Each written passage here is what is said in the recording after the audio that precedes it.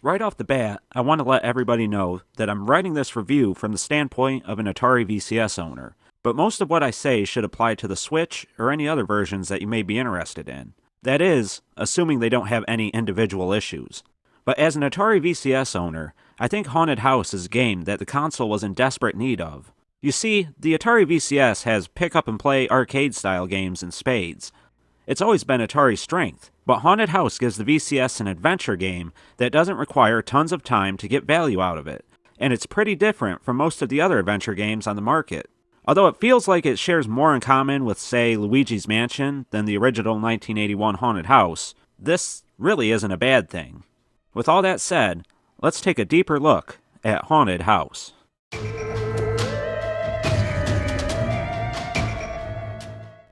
As I said before, this is a reimagining of Haunted House from the Atari 2600.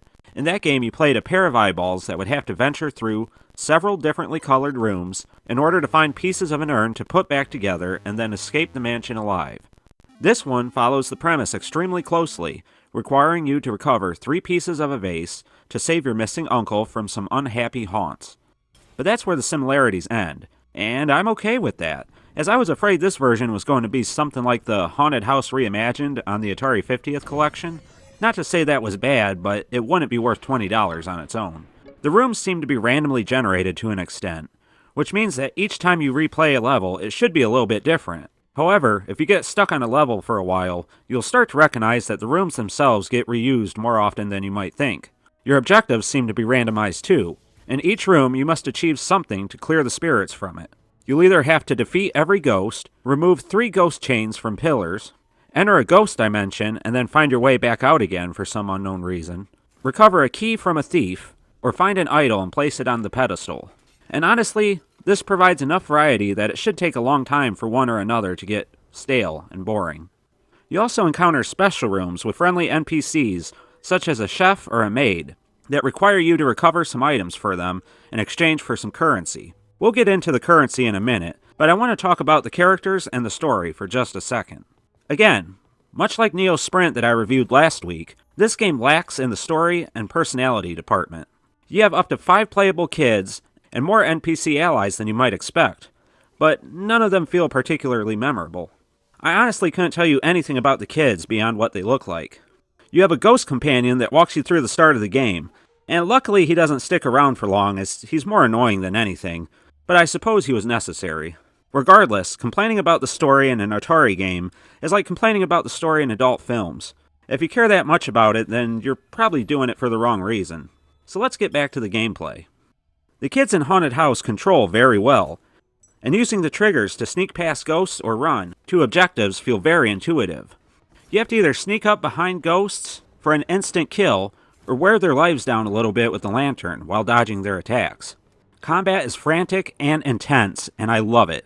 I can't help but to feel there's some cheap enemy placements and some unavoidable attacks, but overall I have more fun than not when attempting to deal with the spooky enemy monsters.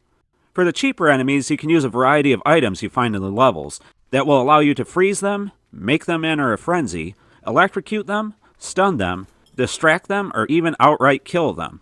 Not to mention other items that allow you to sneak easier or run faster and longer.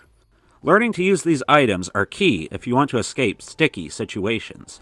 You also obtain coins that can be used to buy one-time use items if you find a shop in a level, but honestly they are far and few between, so I wouldn't bother going out of your way to find coins. But the gems, on the other hand, are very important. Gems allow you to increase your character's stats, such as health, stealth, lantern power, item slots, stamina, and more. Leveling these up will make later levels much easier, but not easy. And that's because I feel the game has a massive difficulty spike towards the end. You shouldn't have much issues with the first 2 levels or bosses, and I'm sure you'll experience some fun along with a fair challenge. But that last level was way too difficult in my opinion. Not only do you start to encounter enemies you can't defeat after clearing rooms, but the boss is way more difficult than anything you've encountered, and I really felt underpowered and underprepared. I never really felt truly frustrated at this game, but I did yell about how cheap it was a time or two, as the boss inevitably killed me. I feel maybe it was an artificial way to extend the length of the game, but whatever. The graphics on the characters are okay, but they come off as generic. In contrast, I love most of the ghost monsters and the environments. The spooky mansion has a great feeling, and it might feel a little bit like a somewhat generic Luigi's Mansion, but overall, it's enjoyable. The monsters, from the ghosts to the Frankenstein monsters, the speaker head guys, and the dolls, are all appropriately eerie and enjoyable to fight. And I also enjoy the music and sound effects, as again, it all feels appropriately scary and maybe a little cheesy. You'll hear wails and creaks all through the house, and the music ramps up in intensity once you've been spotted and have to escape a monster. Everything with the audio is fantastic. Whoever did the sound design deserves a pat on the back and a $1 raise. To reiterate, I feel the Atari VCS really needed a game like this. It doesn't feel like an arcade game like, say, Yars Recharged, and it has more depth than, say, Neo Sprint or Tempest 4000. But it still retains that pick-up-and-play mentality, allowing you to easily start and stop on a whim. Very well done here, Atari. That's why I'm going to give Haunted House 4 Pro-Line controllers out of 5. I really like the environments and the enemy designs. They're appropriately spooky. The sound design is excellent, especially with the creaks and moans throughout the mansion. There is a nice variety in objects, and the boss battles can be fun and unique. And you'll find a lot more game to sink your teeth into here than you might initially expect. The negatives, in my opinion, are the generic player characters with weak personalities. And the story is just flimsy, in my opinion. But, I mean, Atari games don't really need super in-depth stories. The randomly generated levels mostly work fine, but occasionally I find some cheap enemy placement or issues with trying to clear them. And there is an inconsistent difficulty spike near the end. Okay guys, I really like Haunted House for the Atari VCS. It was a great Halloween surprise for me. Have you played this game? Do you agree with my thoughts?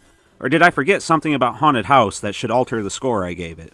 Do you plan on picking it up on the VCS, Switch, or another platform? Let me know in the comments down below. Alright guys, this has been the 7800 Pro System Gamer, and I thank you for watching.